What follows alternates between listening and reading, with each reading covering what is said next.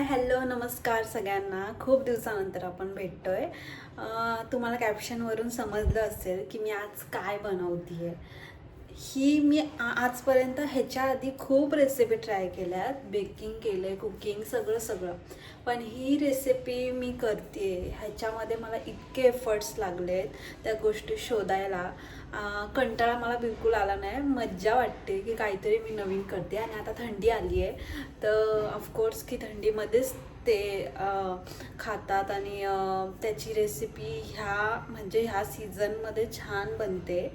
तर आता आपण स्टार्ट करूया. मी तुम्हाला दाखवते मी काय काय घेतलं आहे आणि काय काय राहिलं आहे. तर ही आहेत सरसोची पानं. हा पाला आहे सरसोचा. तुम्हाला दिसते की नाही मला माहिती नाही. एकदम छोटे छोटे काटे आहेत ह्या पानांना. आणि तर आपण सरसोदा साग आणि मक्की दी रोटी असं बनवणार आहोत आज. आणि ह्याच्यामध्ये अजून आपल्याला 3-4 गोष्टी लागतात. तर हा आहे हिरवा माठ.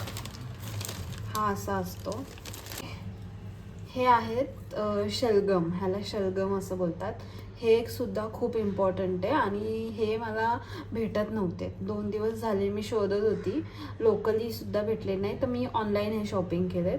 तर दोन नाही अर्धा किलो घेतले मी. पण ह्याच्यामध्ये आपल्याला शक्यतो 1 नाही तर 2 लागतील. बघूया आता काय होतं. सर्वात आपलं बेसिक आहे सरसोचा साग.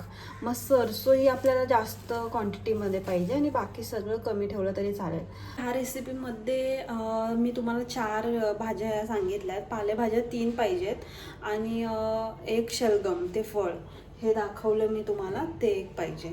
आणि मला ह्या गोष्टीमध्ये अजून एक नाही भेटलं तो हिरव्या चण्याचा पाला.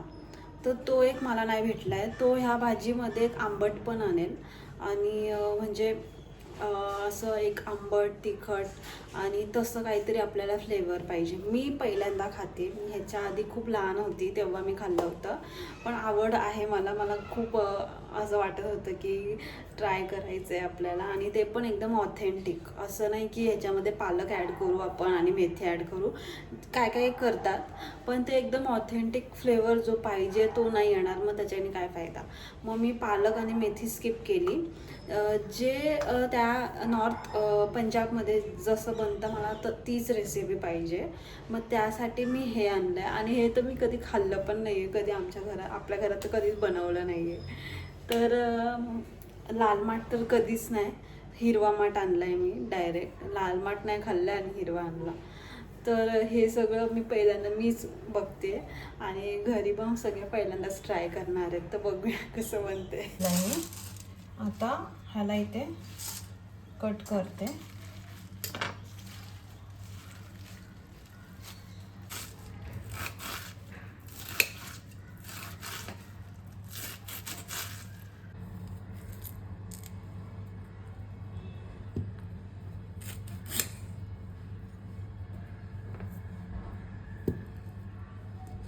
हा गोड असतो चवीला असं मी ऐकलंय. आज बघेन मी. वास सुगंध पण त्याचा तसाच आहे अगदी. बीट सारखा वाटतोय पण हे बीट नाहीये. सो कन्फ्यूज नका होऊ. जाड तुम्ही कट करू शकता कारण की तसं पण हे सगळं उकडायलाच टाकायचंय. शिजून होईल तेव्हा मग आपण ह्याला फोडणी देऊ. आता फोडणी ह्यामध्ये नाही देणार.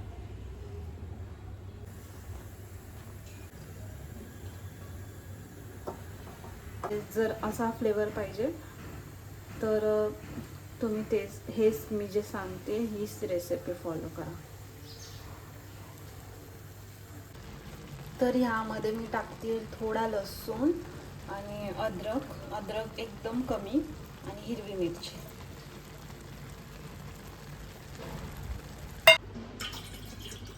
हे मी घेतलंय 1.5 कप पाणी. थोडंसं मीठ टाकते. पाणी उकळले आपलं आणि हे असं पीठ आहे मक्याचं. हे तुम्हाला डीमार्टमध्ये इतर कोणत्याही दुकानात भेटेल इझिली. जसं आपण तांदळाच्या भाकऱ्या करतो ना अगदी तसंच. म्हणजे ह्याचे गोळे नाही होऊन द्यायचे. गॅस हा स्लो ठेवायचा.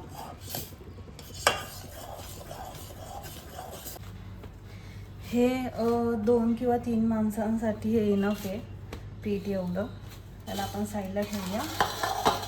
ही प्लॅस्टिकची शीट कंपल्सरी.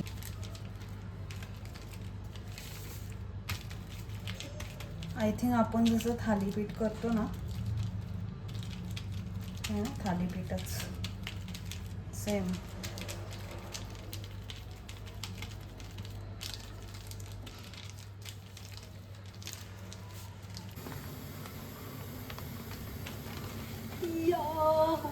झालेली आहे.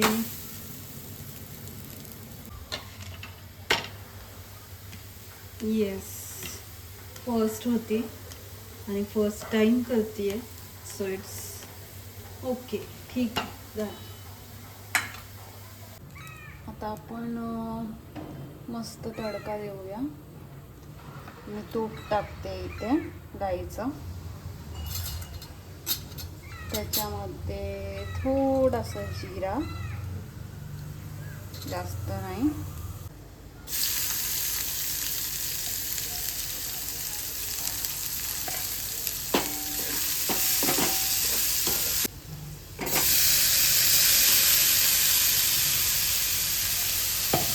मिक्सीमध्ये जरा फिरवलं.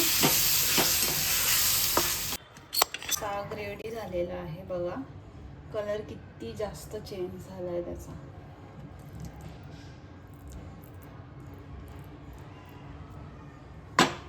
एक टिप तुम्हाला, तुमच्या जर रोटी तयार होत आहेत ना मक्याच्या, तर तुम्ही ते झाकून ठेवा आतमध्ये डब्यामध्ये.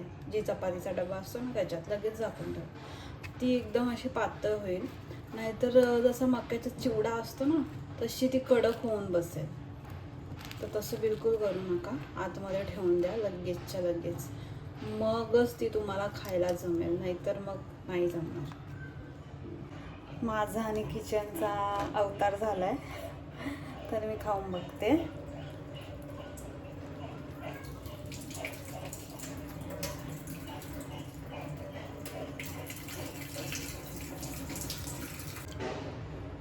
छान लागते. अजून एक शेवटची टिप, खूप इम्पॉर्टंट. साग आहे ना, तुम्ही कमीत कमीत 12 तास त्याला द्या. म्हणजे आता हा गरम आहे, त्याला थंड करा, फ्रीजमध्ये ठेवा, दुसऱ्या दिवशी खा. त्याची चव वाढलेली असेल. थंडी आहे, बाहेर खराब नाही होणार. बाहेर ठेवलं तरी चालेल, पण त्याची चव इतकी वाढेल हे मी ऐकलं आहे. तर मी पण करून बघणार आहे.